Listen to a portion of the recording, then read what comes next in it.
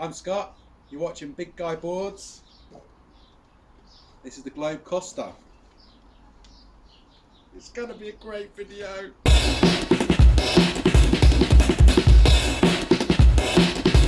We've just had a pump track built near me recently. I have been going around on a shortboard, on a skateboard, normal skateboard.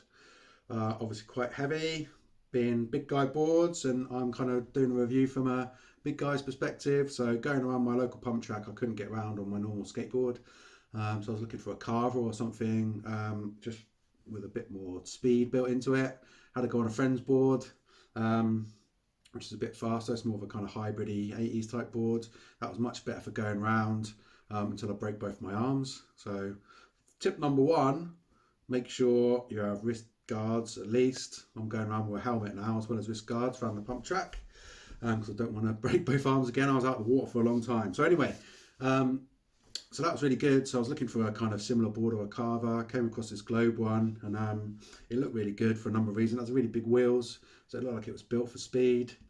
Yeah, just good bearings, and the trucks look really good as well. So I thought I could use it on the pump track, but also use it for carving. So I got it, and I didn't do enough research on it because I wasn't aware of the really flexy deck. So you'll see the footage of me skating it, and I'll do a close-up of me on it. The deck's really flexed. That was a real shock when I first got on it, just to try some carving and stuff just on the street outside my house, and it didn't really work. Well, it did work, but it was so different that I thought I'd kind of made a bit of a mistake and a bit of a kind of, you know, a last minute purchase. And then I started turning it more like I was kind of carving on a surfboard. So I'd bringing my shoulders into turns and stuff, and really carving and leaning into the turns, and that's when it completely changed and it blew me away. So I've ridden other longboards before, but I think the actual flex in the deck, I haven't seen that in many other decks before, and that amount of flex, and that with a combination of the trucks they've got there, it's so good fun for carving and really good for training as well, like for surfing training if you're trying to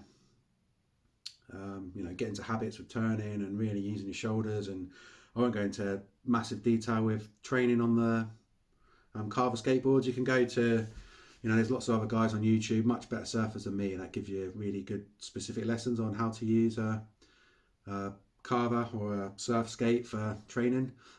So I've been using it for that as well as the pump track, and like I say, I'm really pleased with it. I love it. It's just great for cruising and carving. It's great for going around the pump track. It's great for messing around with my kids. They're just getting on bikes and scooters and stuff at the moment, so I take my skateboard out, we just go and cruise around on it, and it's just great fun. So yeah, I couldn't recommend it enough.